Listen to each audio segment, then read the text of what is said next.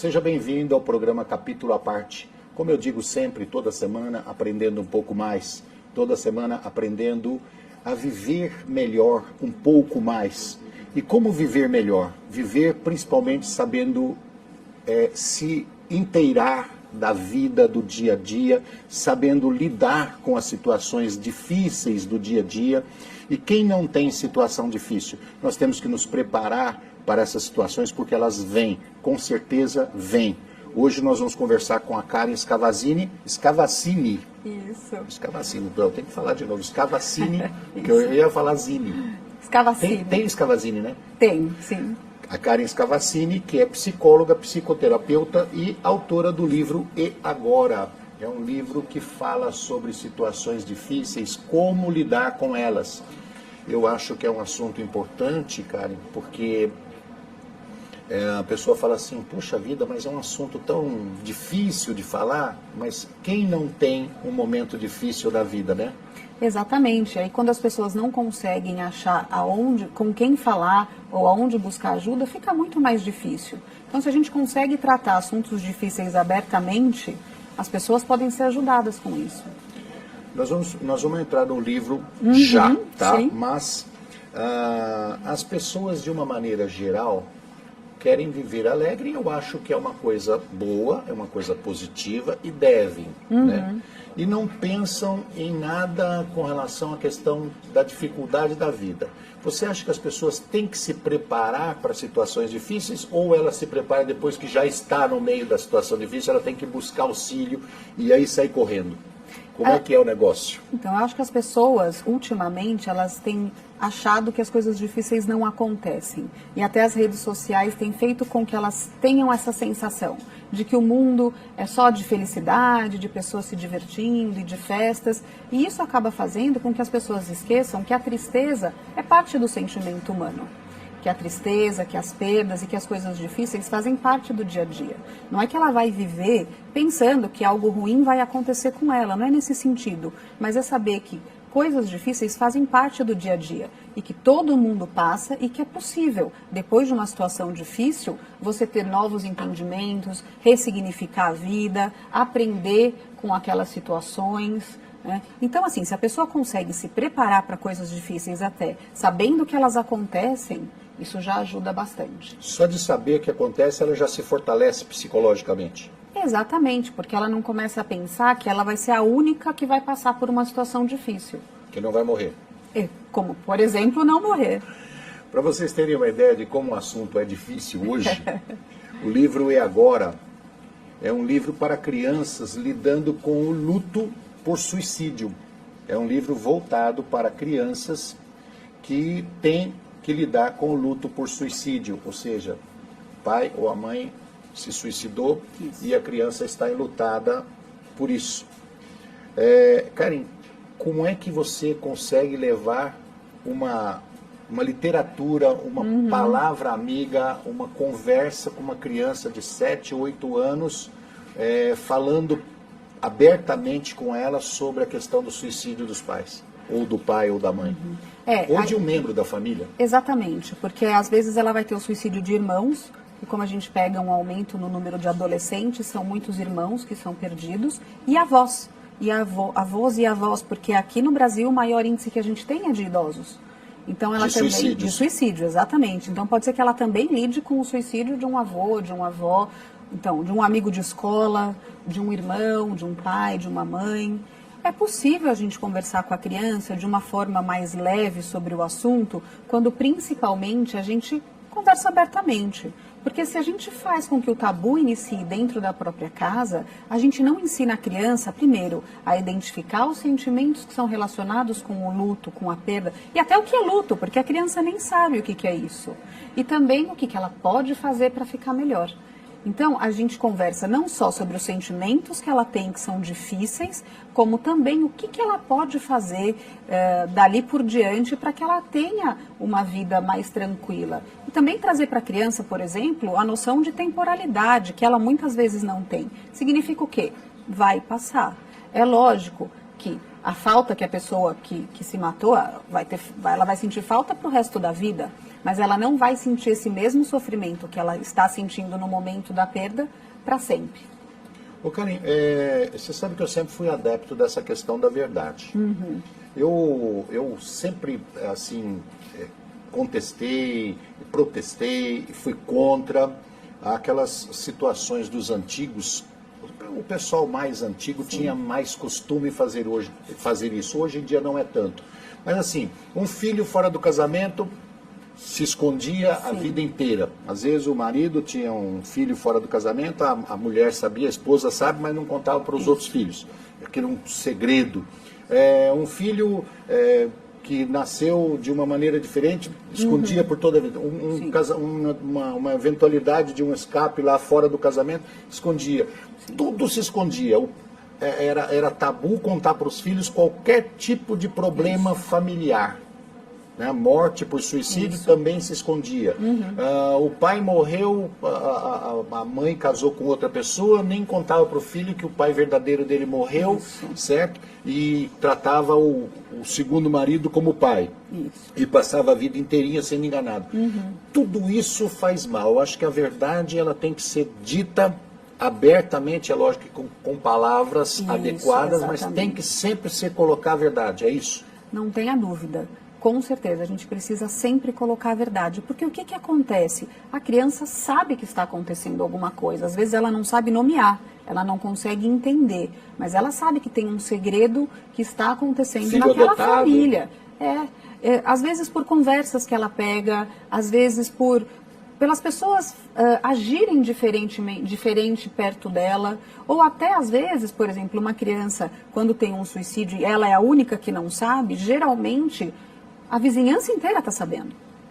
Né? E aí ela acaba descobrindo de uma forma muito cruel, muitas vezes. Às vezes é um amiguinho que briga com ela na escola e fala, olha, é por isso que seu pai se matou. E ela não estava sabendo. Então, além dela dela começar a entender que houve um suicídio, ela também vai perder a confiança naqueles que ficaram. A informação vem no momento de raiva ou no momento de brincadeira mesmo, de chacota, Exatamente, né? Pode vir. Né? E até para a criança entender o que ela pode fazer para não chegar a um suicídio dela mesma mais para frente, ela precisa poder falar abertamente sobre isso. Né? Então, eu acho que assim, tabu só aumenta faz com que a criança possa ter ainda mais problemas no futuro. E olha, atendendo adultos, né? Eu atendo muitos adultos enlutados pelo suicídio. E muitos deles falam em sessão de que eles perderam pessoas na infância, eles sempre souberam que foi por suicídio, mas isso ninguém nunca pôde falar. E quando eles descobriram, foi quase como ter um segundo enlutamento. Porque ele lidou com a morte naquela situação e agora ele tem que lidar com o fato de que a morte foi por suicídio. Então, quanto mais a gente pode falar a verdade para a criança, mas assim, é falar uma verdade com palavras e detalhes adequados para a idade daquela criança. A gente não vai dar muitos detalhes sobre aquela morte. E geralmente, quando a gente fala com criança, a gente dá algumas informações e a gente espera que ela traga as perguntas. Porque a criança ela tem uma resiliência muito maior ao luto, à morte, do que o adulto, né? E ela não tem essa visão de que o suicídio é algo tão terrível como a sociedade traz. Você que está assistindo o programa junto conosco, está dando o prazer para a gente de aprender sobre isso, às vezes fica pensando assim, poxa, por que eu tenho que escutar um programa sobre suicídio, sobre a conversa com a criança, sobre pais que se suicidaram? Para você ter uma ideia de como é importante esse assunto, hoje no Brasil, cerca de 32 pessoas por dia se suicidam. Por dia, 32 pessoas. Veja que o número é violento, o número é muito grande. A Karen estava falando para nós que no mundo é coisa de 40 segundos, a cada 40 segundos uma pessoa se suicida no mundo. Todas elas deixam enlutados. Exatamente. E todas elas deixam pessoas traumatizadas por conta do suicídio, que é uma morte incomum. Eu estava perguntando para você lá antes do programa, por que o suicídio é considerado uma morte assim, mais do que violenta, mais do que uma morte comum? Por que esse tabu? Por que existe esse clima de terror, esse clima de nebulosidade em torno do suicídio? Então, primeiro até pela própria proibição de se falar sobre o assunto. Quando um assunto é proibido, as fantasias ficam muito maiores do que geralmente acontece. As pessoas muitas vezes não entendem o que é suicídio. E a religião trouxe muito uma visão de que suicídio é um pecado, de que é falta de Deus no coração. E a gente sabe hoje que suicídio tem relação com sofrimento, com desespero, com angústia, com depressão. Então a gente precisa olhar para o suicídio como não alguém fraco ou alguém covarde, como muitas vezes as pessoas falam, até corajoso, mas alguém que estava num sofrimento intenso, que não conseguiu achar uma saída para aquela dor de outra maneira. Quando a gente consegue olhar desse jeito, a gente consegue entender mais as pessoas e até oferecer apoio. Porque se eu acho que ele está sendo egoísta, se eu acho que ele é louco, que ele perdeu a razão, eu não consigo ter uma empatia, eu não consigo chegar e oferecer ajuda, eu não consigo nem falar sobre o assunto. E a gente sabe que quanto mais a gente fala, mais a gente pode ajudar. Quer dizer, esse ano, durante o Setembro Amarelo é um mês onde a gente fala de prevenção do suicídio. Né? Teve um slogan que falava, doe um minuto, salve uma vida. Porque quando a gente fala abertamente sobre o assunto, a gente ajuda não só as pessoas que pensam em se matar, as pessoas que têm já uma ideação, que é aquele pensamento mais forte sobre o suicídio, como também os enlutados. Porque a gente ajuda com que eles possam falar abertamente sobre essa dor.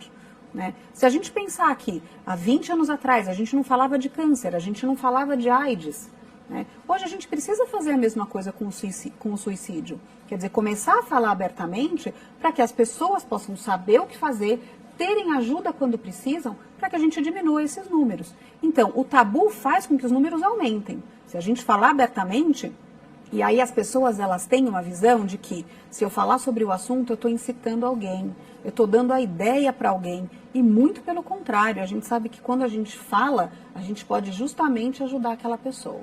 Quer dizer que toda vez que um assunto é colocado como tabu, ou seja, eu não posso falar de suicídio, eu não posso falar sobre homossexualidade, eu não posso falar sobre isso, sobre aquilo, quer dizer, você não esclarece. Exatamente. Deixa o mundo na ignorância.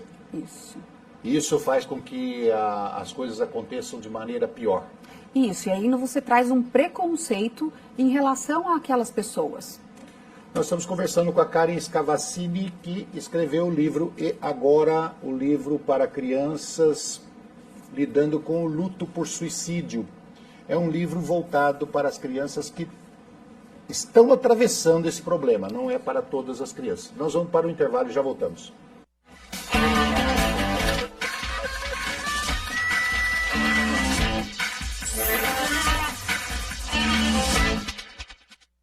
Olá, estamos de volta com o programa Capítulo à Parte, hoje conversando com a Karen Scavacini, que é autora do livro E Agora. É um livro para crianças lidando com o luto por suicídio. O programa Capítulo à Parte não só fala sobre livros, também como quebra tabus. Exatamente. Nós vamos quebrar tabu aqui hoje. Todos os assuntos, seja ele qual for, tem que ser conversado em todas as faixas de idade. Não tem, esse assunto aqui é só para adultos, né? Esse assunto aqui não pode ser levado para crianças. Pode ser levado para crianças de uma maneira correta. Exatamente. Com palavras certas. Isso. Né? Até, o pessoal fala assim, mas na televisão tem proibido para 12, proibido para 14 e tal, porque a televisão tem uma linguagem aberta, né? Então que está proibida para 12, para 14 anos. Mas aquele assunto que está sendo retratado lá no programa, proibido para 14 ou proibido para 18, ele pode ser levado para criança com outra forma de falar. Exatamente. Até porque, por exemplo, se a gente pegar os últimos acontecimentos e a gente pegar a série que teve dos 13 Porquês e a Baleia Azul, muitas crianças começaram a ouvir sobre suicídio e sobre automutilação e não tiveram com quem conversar. Então não adianta o adulto achar que no universo da criança e do adolescente aquele assunto não faz parte, porque ele faz, mas ele precisa achar um local onde ele possa conversar. Alguém que ele possa tirar a dúvida, que senão ele vai tirar a dúvida na internet. E aí ele vai achar umas coisas muito piores do que se ele conversar com pai e mãe. É claro que assim, A gente não vai trazer a questão do suicídio tão abertamente para uma criança que não passou por isso. A gente vai fazer o que com essa criança? Promover saúde mental. Então, ajudá-la a identificar quando ela está triste, ensiná-la a pedir ajuda quando ela precisa. Por exemplo, ensinar para um menino que tudo bem ele chorar, que não é uma questão dele não...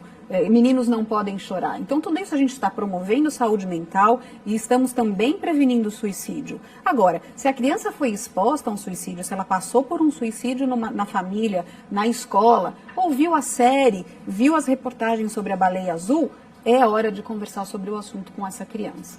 Que a Karen está dizendo para a gente aqui o seguinte, que quando existe um caso de suicídio, principalmente do pai e da mãe, as crianças têm um risco até 5 vezes maior do que o natural de cometerem suicídio também. Exatamente. Certo? Até 5 vezes mais existe esse risco. Então, quando você conversa abertamente com a criança sobre a questão do suicídio e fala para ela abertamente o que aconteceu, por que aconteceu e aí vai por diante, você evita esse número alarmante aqui de 5 vezes maior? Sim, você Ou seja, você está evitando o suicídio no futuro? Muito provavelmente, porque quando você ensina a criança que ela pode falar abertamente, que ela pode pedir ajuda, ela não precisa fazer a mesma coisa no futuro. E ela entende que naquela família pode se falar sobre coisas difíceis. Né? O próprio luto, as pessoas acham que luto é uma coisa que às vezes tem que ser medicada, a gente não pode falar de morte. Muito pelo contrário, né? O luto é um processo natural a qualquer perda. Né? Ele foi feito para que a pessoa possa dar um significado para aquela perda. E a criança precisa ser ensinada o que é luto. Às vezes uma criança passa por um suicídio antes de ter passado, por exemplo, pela perda de um avô, de uma avó ou de um bichinho de estimação, que muitas vezes são as primeiras perdas na vida de uma criança. Então a gente precisa ensinar para ela, olha, isso que você está sentindo é luto. Né? Isso tem um nome, e isso passa. Né? Você talvez esteja se sentindo triste, você pode estar com saudade, e a pessoa que faleceu, ela vai estar sempre conectada com você pelo amor que unia a vocês. Eu acho que quando se fala a verdade com a criança também, ela fica mais ligada a você, ela acredita mais em você, ela fala assim, ó, aquela pessoa fala a verdade comigo, ela te respeita mais. Com certeza. E assim, pessoas com luto complicado, que é um luto que ele já está num estágio muito mais intenso e mais difícil, elas têm até 10 vezes mais risco de cometerem suicídio. Ô Carmen, você sabe que eu uso uma historinha para falar em questão de empresarial, tá? Os chefes lidando com os subordinados, mas eu acho que vale para a vida. Diz que o rei sonhou que perdeu os dentes. Aí ele chamou o sábio e falou, o que significa isso? O sábio olhou lá, o olhinho em cima da água, né, aquela coisa do interior, e falou assim, olha, significa que todos os seus parentes vão morrer antes do senhor. O rei ficou nervoso que os parentes iam morrer, mandou matar o sábio. Chamou o segundo sábio. O que significa eu sonhei que eu perdi os dentes? Ele falou, olhar, olhinho e tal. Ele falou, significa que o senhor vai viver mais do que todos os seus parentes. Aí o rei ficou contente e mandou agraciar o sábio. Ou seja, ele disse a mesma coisa de forma diferente. Então, quando se tem que falar a verdade com as pessoas, principalmente com as crianças, encontre a palavra correta, encontre a maneira correta, o lugar adequado, né? Às vezes, muitas vezes não em público. Claro. A melhor forma de se conversar não é em público. Não. E a gente consegue colocar uma verdade de uma forma não tão dolorida. Isso, e quando você acolhe essa criança, você chama ela para uma conversa franca, e aí você tem toda a razão, é uma conversa que ela precisa acontecer num lugar tranquilo, num lugar acolhedor, não é uma conversa que vai se dar via Facebook, por exemplo, né? Vai chamar para conversar com essa criança. Ela tem uma outra visão desse adulto, né? E você ensina para ela coisas muito importantes de que é possível a gente conversar sobre os problemas. Só você fazer isso com a criança, ter essa atitude, já demonstra para ela que ela não precisa sofrer calada, que ela pode conversar com alguém. E aí você já está dando para ela um caminho enorme de passar pelas dificuldades na vida que ela vai ter. Eu fui criado dentro da religião e depois de adulto eu comecei a perceber que nem sempre aquele intermediário da religião no local onde você está frequentando, ele tem a mesma visão que a igreja dele tem no total. ele tem opinião própria, ele tem o jeito de falar, ele tem a forma de agir, ele tem o jeito de assustar, ou de intimidar, ou de perdoar, e aí vai por diante. Depende da pessoa que está ali na sua frente. E eu percebo que essa questão do tabu, do suicídio, muitas vezes foi interpretado pela religião no decorrer do tempo, que é aquilo, como você disse, uma hora fala assim, ah, não, o cara tem que ser corajoso para se suicidar. O outro chega e fala, não, o cara tem que ser covarde para se suicidar. Mas todos eles ligados a esse meio da religião, onde acredita na continuidade do espírito, seja de qual forma for, né? Seja numa ressuscitação lá na frente, seja no paraíso, seja o espiritismo dizendo que o espírito já vai direto para um determinado local. De qualquer forma, eles colocam o suicídio como o pior dos crimes, né? Então isso faz com que essa conversa fique mais difícil dentro da família. Com certeza. A igreja hoje ela está melhorando, está tratando os assuntos mais corretamente, mais cientificamente. Todas as religiões estão caminhando para isso e eu espero que continue assim, né? Quebrar essas coisas assim horrorosas do pecado assim, terrível, né? Do suicídio. Tem que lidar com mais propriedade, com mais ciência sobre isso, né? Sem dúvida. A gente muitas vezes tem pessoas de religiões que entram em contato conosco para saber como agir, porque eles também não sabem como agir. Quer dizer, você imagina uma criança ou um adolescente que vai numa missa, vai numa paróquia, vai num culto, buscando alívio para aquela dor de alguém que ela perdeu, e o que ela escuta é que o suicida, que era o pai dela, foi para o inferno. Quer dizer, é muito difícil, ela já está lidando com aquela dor, e o que ela precisa é acolhimento, e não mais julgamento, porque a sociedade, ela traz muito julgamento, e não é isso que eles precisam, né? Quando a sociedade pode, então, e a religião principalmente acolher essa criança, a religiosidade, a espiritualidade passam a ser fator de proteção na vida dela, e não um fator de risco. Como a gente trabalha muito fator de risco e fator de proteção em comportamento suicida. Então, a religião pode ser, sim, um fator de ajuda para essa criança, para esse adolescente, não só nesse período de luto, como para as adversidades que ela vai encontrar na vida. Quando se fala em suicídio na família, sempre vai ter uma criança enlutada. Se foram os avós, os pais, irmãos, primos, sempre tem uma criança envolvida nesse assunto. Sempre. Sempre tem. E sempre ela vai precisar, seja em maior grau ou menor grau, ela vai precisar de um apoio psicológico. Sim, ela vai precisar de um apoio. Não necessariamente ela vai precisar fazer terapia. Às vezes um aconselhamento, até uma terapia familiar. Sempre conversa franca. Sempre uma conversa franca, porque se a gente não abre esse assunto para ela, ela não vai saber como lidar. Quando eu lancei o livro, eu recebi e-mails de pessoas que reclamaram, falaram, você está tirando a inocência de uma criança. Não, a inocência da criança já foi tirada a partir do momento que ela perdeu alguém para o suicídio. Eu acho que a inocência da criança é tirada a partir do momento que você mente para ela. Também, com certeza. E ela já está lidando com aquela dor, então ela precisa entender como passar por aquela dor da melhor maneira possível. Passar pela dor, tirar a culpa, porque criança também traz muita culpa para si. Ela vê uma situação, ela fala, o papai se matou porque eu não dei um beijinho nele ontem à noite. Quer dizer, a gente precisa desmistificar essas crenças da criança de que não foi por causa dela. Olha, eu digo sempre, a mentira é sempre o pior caminho. É sempre o pior caminho. Eu acho que a verdade tem que ser dita. Como dissemos, tem palavras adequadas, jeito adequado, lugar adequado, hora adequada, mas a verdade é sempre o melhor caminho. Karen, esse livro aqui, você disse que não aconselha para todas as crianças, só para as crianças enlutadas, certo? As crianças que passaram por um trauma de um suicídio na família, ok? Isso. Esse livro ele é voltado para crianças de qual idade?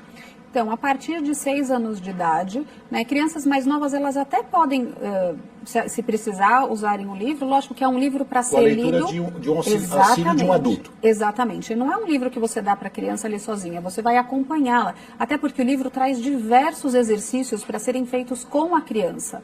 Não só dela identificar que sentimentos negativos ela tem, quais são os sentimentos bons que ela tem, o que ajuda, o que atrapalha, quais são os planos dela para o futuro. Então, se tem um adulto que pode acompanhá-la nesse caminho, é o ideal. E também ele tem sido muito usado em clínicas de psicologia, pelos próprios psicólogos, com as crianças enlutadas.